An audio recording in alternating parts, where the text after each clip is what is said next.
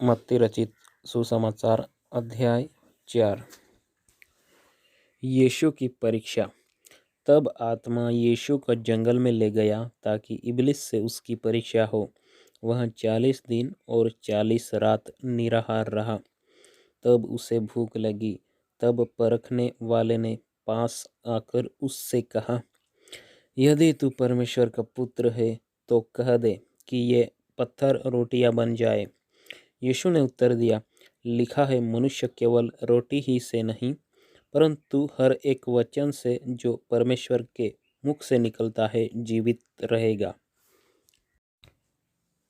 तब इब्लिस उसे पवित्र नगर में ले गया और मंदिर के कंगूरे पर खड़ा किया और उससे कहा, यदि तू परमेश्वर का पुत्र है तो अपने आप को नीचे गिरा दे, क्योंकि लिखा है, वह तेरे विषय में अपने स्वर्गदूतों को आज्ञा देगा और वे तुझे हाथों हाथ उठा लेंगे।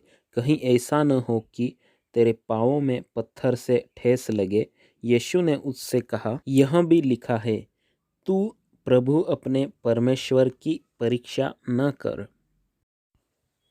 फिर इब्लिस उसे एक बहुत ऊंचे पहाड़ पर ले गया और सारे जगत के राज्य और उसका वैभव दिखाकर उससे कहा, यदि तू गिरकर मुझे प्रणाम करे तो मैं यह सब कुछ तुझे दे दूंगा। तब यीशु ने उससे कहा, हे शैतान, दूर हो जा, क्योंकि लिखा है, तू प्रभु अपने परमेश्वर को प्रणाम कर और केवल उसी की उपासना कर। तब शैतान उसके पास से चला गया और देखो, स्वर्गदूत आकर उसकी सेवा करने लगे। यीशु के सेवा कार्य का आरंभ।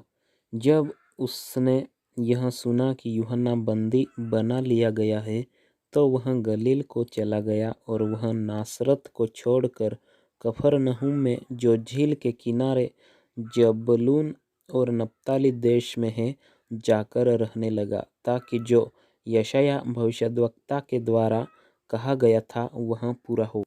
जबूलून और नप्ताली के देश, झील के मार्ग से यरदन के पार अन्य जातियों का गलील।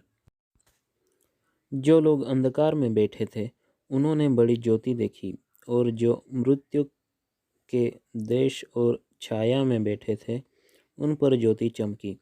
उस समय से यीशु ने प्रचार करना और यह कहना आरंभ किया, मन फिराओ, क्योंकि स्वर्ग का राज्य निकट आया है। प्रथम चेलों का बुलाया जाना। गलील की झील के किनारे फिरते हुए उसने दो भाइयों अर्थात शमौन को, जो पतरस कहलाता है, और उसके भाई अंद्रियास को झील में जाल डालते देखा, क्योंकि वे मछुए थे। यीशु ने उनसे कहा, मेरे पीछे चले आओ तो मैं तुमको मनुष्य के पकड़ने वाले बनाऊंगा। वे तुरंत जालों को छोड़कर उसके पीछे हो लिए। वहां से आगे बढ़कर यीशु ने और दो भाइयों अर्थात जबदी के पुत्र याकूब और उसके भाई यूहन्ना को देखा। वे अपने पिता जबदी के साथ नाव पर अपने जालों को सुधार रहे थे। उसने उन्हें भी बुलाया। वे तुरंत नाव और अपने पिता को छोड़कर उसके पीछे हो लिए। यीशु का रोगियों को चंगा करना। यीशु सारे गलील में फिरता हुआ उनके आराधनालयों में उपदेश करता और राज्य का सुसमाचार प्रचार करता और लोगों की हर प्रकार की बीमारी और दुर्बलता को दूर करता रहा, और सारे सीरिया देश में उसका यश फैल गया। और लोग सब बीमारों को, जो नाना प्रकार की बीमारियां और दुखों में जकड़े हुए थे और जिन में दुष्ट आत्माएं थी, और मिर्गी वालों और लकवे के रोगियों को उसके पास लाए और उसने उन्हें चंगा किया। गलील और दिकापुलिस, यरूशलेम, यहूदिया और यरदन नदी के पार से भीड़ की भीड़ उसके पीछे हो ली। अध्याय 5। यीशु का पहाड़ी उपदेश। वह इस भीड़ को देखकर पहाड़ पर चढ़ गया, और जब बैठ गया तो उसके चेले उसके पास आए, और वह अपना मुंह खोलकर उन्हें यह उपदेश देने लगा, धन्य है वे जो मन के दीन है, क्योंकि स्वर्ग का राज्य उन्हीं का है। धन्य है वे जो शोक करते हैं, क्योंकि वे शांति पाएंगे। धन्य है वे जो नम्र है, क्योंकि वे पृथ्वी के अधिकारी होंगे। धन्य है वे जो धार्मिकता के भूखे और प्यासे हैं, क्योंकि वे तृप्त किए जाएंगे। धन्य है वे जो दयावंत है, क्योंकि उन पर दया की जाएगी।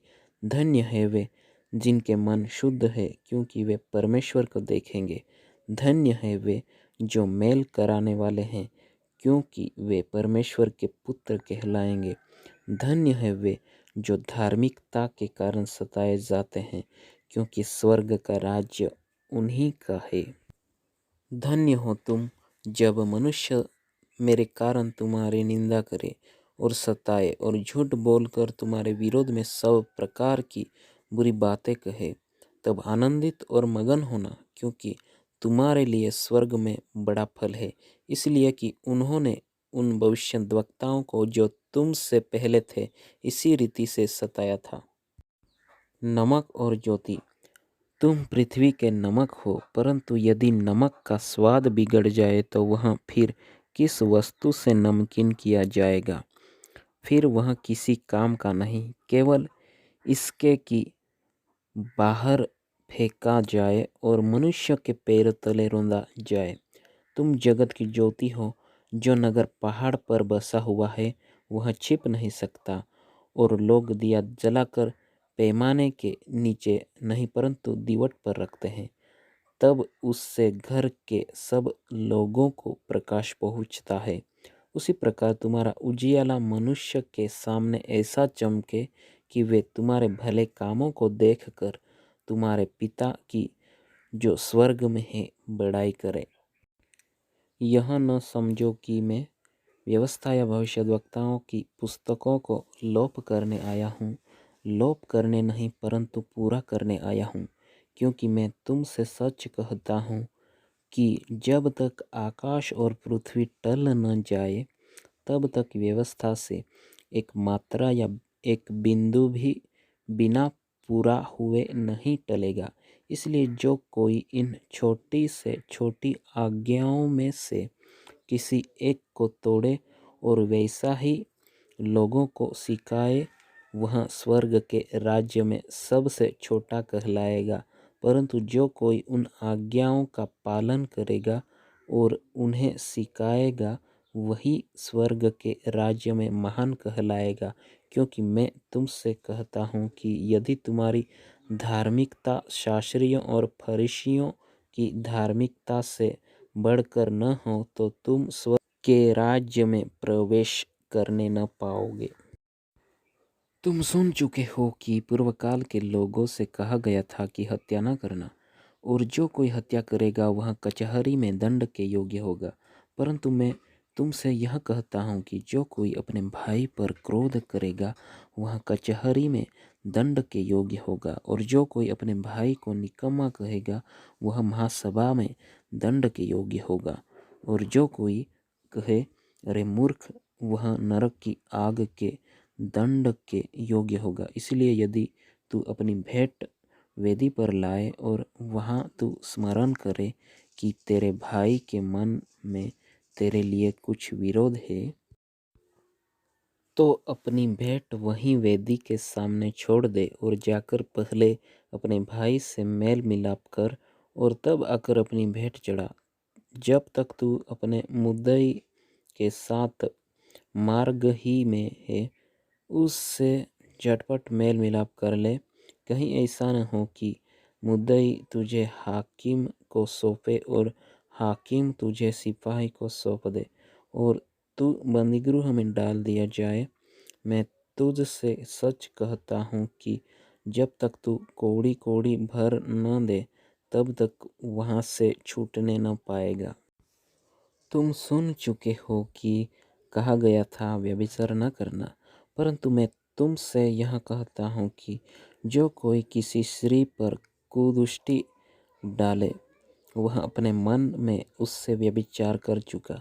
यदि तेरी दाहिनी आँख तुझे ठोकर खिलाए तो उसे निकाल कर फेंक दे, क्योंकि तेरे लिए यही भला है कि तेरे अंगों में से एक नष्ट हो जाए और तेरा सारा शरीर नरक में न डाला जाए।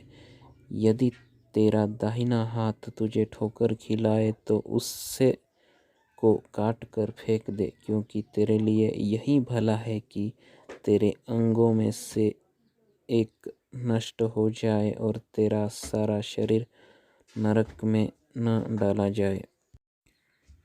यह भी कहा गया था, जो कोई अपनी पत्नी को तलाक देना चाहे तो उसे त्यागपत्र दे। परंतु मैं तुमसे यह कहता हूँ कि जो कोई अपनी पत्नी को व्यभिचार के सिवा किसी और कारण से तलाक दे तो वह उसे व्यभिचार करवाता है, और जो कोई उस त्यागी हुई से विवाह करे वह व्यभिचार करता है। फिर तुम सुन चुके हो कि पूर्व काल के लोगों से कहा गया था, झूठी शपथ न खाना, परंतु प्रभु के लिए अपनी शपथ को पूरा करना। परंतु मैं तुमसे यह कहता हूँ कि कभी शपथ न खाना, न तो स्वर्ग की, क्योंकि वहाँ परमेश्वर का सिंहासन है, न धरती की, क्योंकि वहाँ उसके पाँवों की चौकी है, न यरूशलेम की, क्योंकि वह महाराजा का नगर है। अपने सिर की भी शपथ न खाना, क्योंकि तू एक बाल को भी न उजला न काला कर सकता है, परंतु तुम्हारी बात हाँ की हाँ या नहीं की नहीं हो, क्योंकि जो कुछ इससे अधिक होता है वह बुराई से होता है। तुम सुन चुके हो कि कहा गया था, आँख के बदले आँख और दाँत के बदले दाँत। परंतु मैं तुमसे यह कहता हूँ कि बुरे का सामना न करना। परंतु जो कोई तेरे दाहिने गाल पर थप्पड़ मारे, उसकी ओर दूसरा भी फेर दे। यदि कोई तुझ पर नालिश करके तेरा कुर्ता लेना चाहे तो उसे दोहर भी ले लेने दे। जो कोई तुझे कोस भर बेगार में ले जाए तो उसके साथ 2 कोस चला जा। जो कोई तुझ से मांगे उसे दे, और जो तुझ से उधार लेना चाहे उससे मुँह न मोड़। तुम सुन चुके हो कि कहा गया था, अपने पड़ोसी से प्रेम रखना और अपने बैरी से बैर।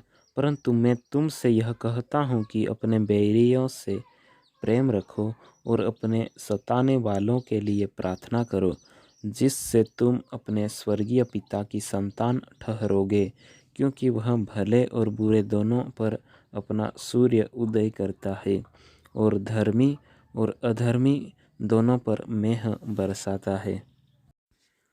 क्योंकि यदि तुम अपने प्रेम रखने वालों ही से प्रेम रखो तो तुम्हारे लिए क्या फल होगा? क्या महसूल लेने वाले भी ऐसा ही नहीं करते? यदि तुम केवल अपने भाइयों ही को नमस्कार करो तो कौन सा बड़ा काम करते हो? क्या अन्य जाति भी ऐसा नहीं करते? इसलिए चाहिए कि तुम सिद्ध बनो, जैसा तुम्हारा स्वर्गीय पिता सिद्ध है। आमीन।